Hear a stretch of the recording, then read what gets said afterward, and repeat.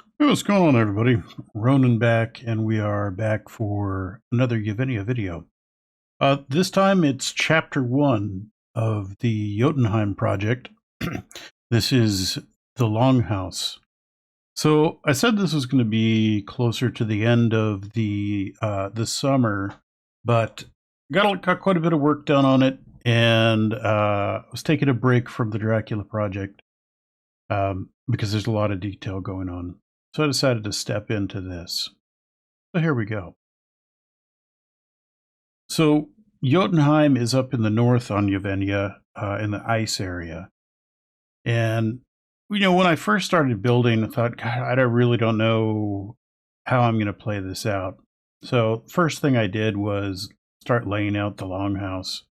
Now, a lot of the inspiration that I got for the longhouse and a lot of the other buildings in the settlement are from, both from reference pictures and from Assassin's Creed Valhalla, which I understand is not a super good depiction of what Viking lore is like, but it's got some good stuff in it.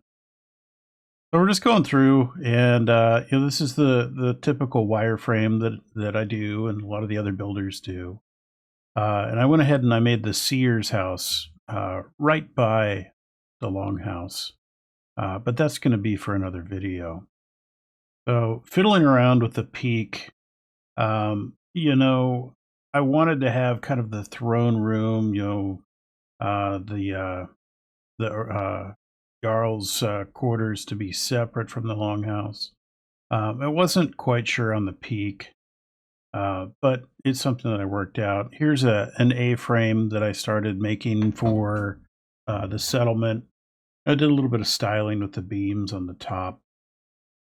And there is something that I am going to do that you'll see that I know some of you don't really approve of doing it that way, but I do turn the A-frame into a schematic and place it in a couple other spots. Here we are making a totem pole. Um, so with the Norse mythology, they have a lot of different totems for the different gods and whatnot. I thought, well, why not try and make a totem pole? So this is my first attempt at making a totem pole. It came out pretty well. It was a lot of work, and this is sped up quite a bit, but it was a lot of work. I'm just laying out the interior of the longhouse, trying to get the feel for it.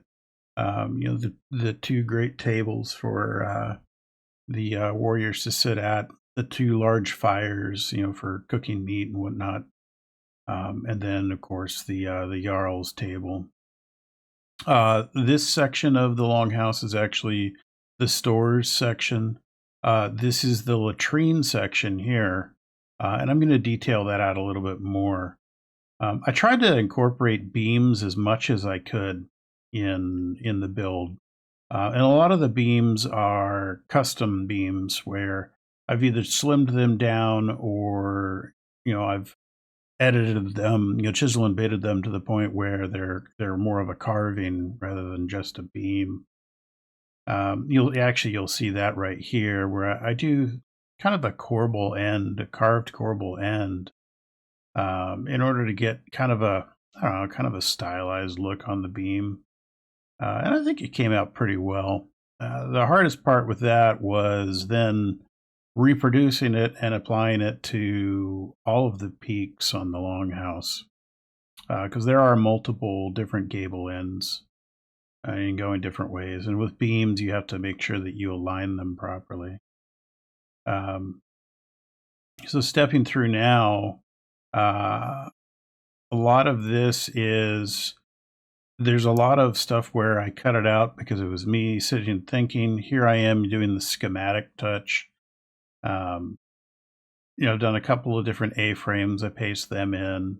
I know some of you don't really like that. Everything needs to be kind of a one-off. But in this case, it helps quite a bit. Um, but it'll be better later.